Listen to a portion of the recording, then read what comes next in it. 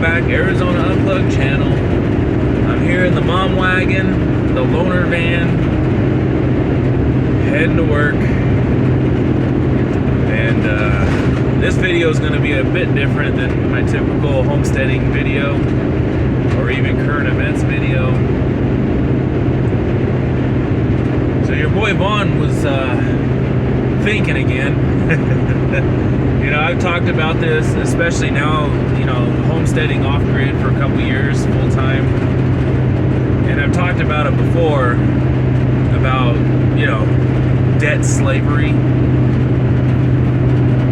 And as I was driving this morning, I began to think to myself, Vaughn, are you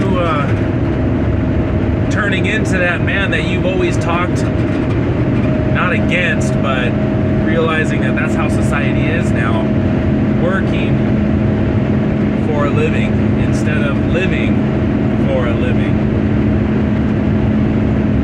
You know, we all fall into the same trap because it's considered the norm, right? In this country, at least. You know, you start growing up, you go to school, you graduate school, you go to college, you graduate college, you get a career. You get that career, you go out and buy your house and your nice car, your Netflix account, your iPhone, your PlayStation to play Call of Duty, and all these subscription-based bills, which most of them are nowadays, makes it so that you have to continue to work to earn a living to pay these bills. Let's call it what it is. It's slavery. In order to live, you must give your life. What I mean by that is your hours. You're trading the hours of your life in order to have these things, to so-called live in this system. Do you need half of the stuff that you got? No. I don't need a Netflix account. I don't need, you know, to play Call of Duty or whatever the case may be. But yet here we are. We all have it. We all have these bills. So you need to continue to trade your life, and I'm going to say it that way because that's exactly, when you break it down, that's what it is. You're handing over your life. They're handing you back an iPhone. Technology. Whatever conveniences you want to call it. So I'm thinking this morning, did I do that? Did I trade? Am I trading my life? Now, if you guys don't know the story, let me just fill you in briefly. Most of you guys already know this. So I semi-retired 2 years ago, 3 years ago. I moved out to my off-grid property here in northern Arizona, where I've been homesteading for the last 2 years full-time with my family. My business in San Diego is still running. I still get an income from that.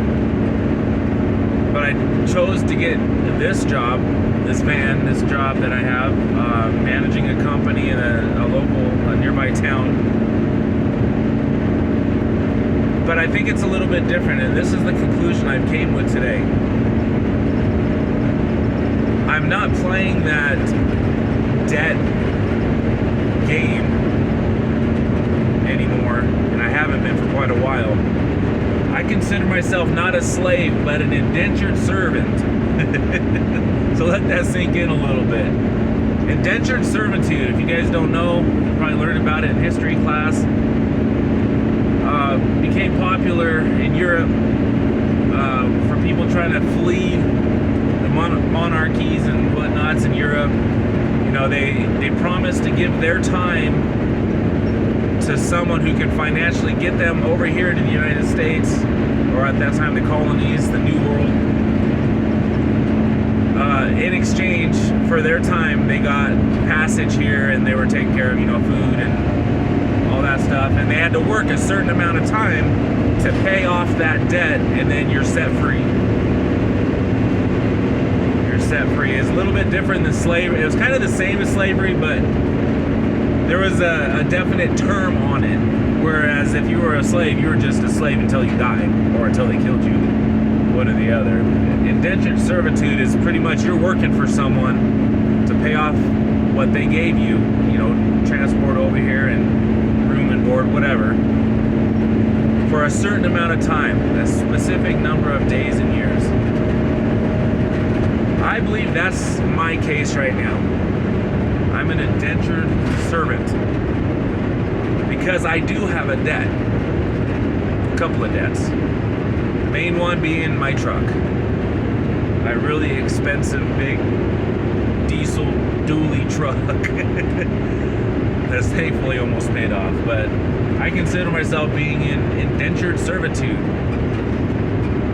And I didn't need to take this job, this van that I'm sitting in right now. I didn't need to take it. It was just fine with my business that's on autopilot, running itself, without me really being involved too much. But I chose this. I signed that contract, so to speak, so I can lessen the time of my indenturedness, if that's a word. I chose to lessen my time. Why? Why, Vaughn? Why not just do what you were doing? Just staying on the homestead, building cool stuff. I know you guys miss the noisy van. Why did you choose it? Well, simply saying is I'm not getting any younger. And if I can cut 1 year off of my indentured servitude by working this job, and add that year to the end of my life being able to, you know, live without being in debt, I think it's worth it. How long am I going to stay on this job? I don't know. I'm definitely going to pay off the rest of my debt, as small as that may be, thankfully. I'm going to pay that off and I'll decide after that. Now, do I enjoy what I do? Yes. I'm enjoying being with this company, helping them build this company and manage it and kind of straighten things out, so to speak. Do I enjoy waking up at 4 in the morning? No. I do not. But, you know, it does keep me sharp, that's for sure. I feel great. My body feels great. I haven't felt this good for a long, probably since my 30s. So I'm strong. I'm able to do this physically. But I want to get rid of this debt. It looms over me, guys. It's like a weight on my shoulders, and I thank God I don't have as much debt as most Americans. You know, they got 2-3 cars, they got a boat and a house, a mortgage. They have all the colors of the rainbow for insurances. I still have a lot of that. I couldn't tell you how. I got at least 4, 5, 6 insurance policies on different things. You know, but most people out there, they're drowning in debt, and they see no way out. I mean, you sign a mortgage, that's 30 years. Now they're pushing this 50-year mortgage. Can you imagine 50 years? Your entire healthy life is gone, paying for a box that someone else is going to end up living in when you're dead. You know, they say you can't take it with you. Indentured servitude. Self-inflicted servitude. That'd make a good song title, right? I can't imagine you folks, and I know you folks are watching this, and you say, man, that's me, I'm in that boat, where you have so much debt, and you've made so many commitments that last for years, decades sometimes, and you just don't see a way out. That's what this video is about here, guys. I'm trying to tell you, this whole video is about this. You can do it. I know it seems impossible, and it's really hard. You can get out of this vicious cycle, and that's what it is. You're born, you get educated, you start working, you get into debt, and that debt making money circle starts. In my opinion, and this is strictly my opinion, you guys may be totally against this part, but I really believe that it's a vicious death cycle, and it's contrived. This was created, I believe, by the powers that be. Here we go. Vaughn just put on his tinfoil hat. Everything's a conspiracy. Well, everything is a conspiracy. I mean, shoot, since 2015, since I've been making these videos, time after time after time, me and others like me have been right. From 9/11 to COVID to the voting system, the whole government, hierarchy, rules for thee and not for me, two-tiered system. We've all been right all these years. So why would you think I'm wrong now? If you've known a person your entire life and that person has never lied to you, not even once, they've always been right, why would you think now they're wrong? Some people just can't trust, I guess. You can get out of this vicious cycle, guys. There are ways, there are mechanisms in place to help you. Now, I know, I'm going to throw a caveat on this. If you've got kids at home, it's much, much harder. Much harder. I got a little boy at home. I know. I got 6 kids. I know how hard it is to break out of the system with kids. It does make things more difficult. Not impossible, just more difficult. But it's still possible. There is still cheap land out there. There are still easy ways to get that land. We bought our property on a 5-year note. We had it paid off, I think, in 3, something like that. And we never stressed about it. It was such a low price that we were able to easily pay it and pay it off early. And it is possible. Don't give up. Don't drown in despair. That is the worst thing. Being depressed is the worst. That's a life ender. Having high anxiety, high stress, high blood pressure, stress, depression, anxiety, the feelings of hopelessness. If I could do it all over again, I'm going to throw something out there that's going to ruffle some feathers, guys. If you're single, you got no kids, you don't have responsibility like that, even if you got a mountain of debt, quit your job. Buy a hot tent, buy a big bunch of seeds and some water purification tablets, and go move out in the middle of the woods on your own and live like the lost boys of Peter Pan in the woods. Zero debt, zero response. All you got to do is think about how you're going to eat, get clean water, and stay warm in the winter. That's it. 3 things. You don't have 100 different bills coming in every month where you're stressing out. I mean, I see the attraction to that. Just living out in the woods, sticking the big middle finger up to society. I get that. I see how that's attractive. Now, I'm not the one to be alone. I love my wife. I love my family. I love my friends. And it would be tough to be solo. But there's some folks out there that they thrive on that. If I could live out in the middle of the woods in a tent with my family, man, that almost seems like a perfect scenario. But I'm just kind of spitballing at this point. But there's always a way out, guys. There's always a way out. Now, I chose this new branch of my life tree, I guess you can say, only to get my stuff done quicker, get to that point where the stress and the debt is off of my mind. I don't have to think about it anymore. That's how I am. I'm the type of person, if something's kind of rubbing me the wrong way, I constantly think about it 24/7. I'll wake up in the middle of the night, bing, oh, that bill's due. Now, it's not nearly as bad as it used to be, years ago. Before moving out here, it's not nearly as bad, but it's still there. That's just the way I think. I hate being in debt to people. I hate owing somebody something. I don't even like people owing me anything, because that's something I got to think about. I don't want to think about that stuff. I want to think about, how am I going to filter my gray water so I can give it to my tomato plants? That's what I'm working on right now. I could build the room, which I'm doing if you guys have been watching this channel. I can build the room in my sleep, no problem. But how to implement these systems to make it work properly and be viable and make it worth the effort putting into it, the money putting into it. I mean, I think I got it, but this is fun for me. Thinking about stuff like this, building systems that I've never seen anybody build before, that's fun for me. It's challenging. That's like this job that I'm going to right now.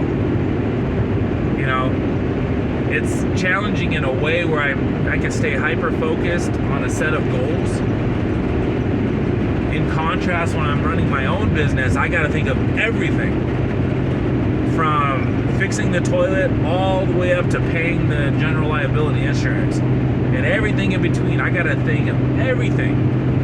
And it's overwhelming sometimes. In this specific career choice, this career path, I'm hyper-focused on just one little aspect of it. And I can do that really, really good instead of everything, you know, so-so.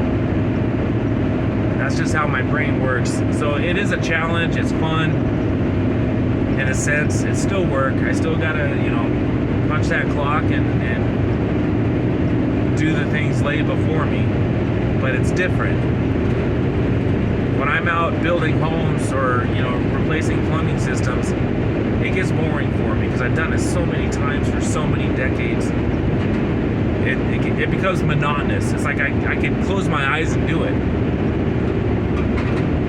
And that type of thing, it gets boring for me. And when it becomes boring, I really start to, what's the best word? I resent it. I become resentful. It's like, what am I here doing fixing this toilet? I mean, I would rather be doing this. You know, this is more of a challenge. Let's do this. But this sometimes doesn't pay the bills. And again, it's that cycle, it's that circle. That vicious circle of debt and trading your hours, your life to pay that debt, to service that debt. There's a quote that has always stuck in my head. I'm actually thinking about getting it as a tattoo somewhere on me. Like I don't have enough tattoos already, right? You need to be, this is the quote, you need to be an active participant in your life. Because you can be sure of one thing, you will be an active participant in your death. What that means is take control of your life. Because you have no choice when it's your time. When your time is up, you got no choice. Right now you have a choice while you're breathing. And you're not, you know, horizontal in a box somewhere. So just some food for thought, guys, while I'm heading into town. I hope you guys are all doing well. The sun's now blasting me right in the face. There we go. Oh, now you guys can't see. Well, it is what it is. Don't despair. Don't be anxious. What does the Bible say? Don't be anxious over things that may happen tomorrow. I know that's not that's not verbatim for sure. Because you can't control the things tomorrow. Control what's happening right now.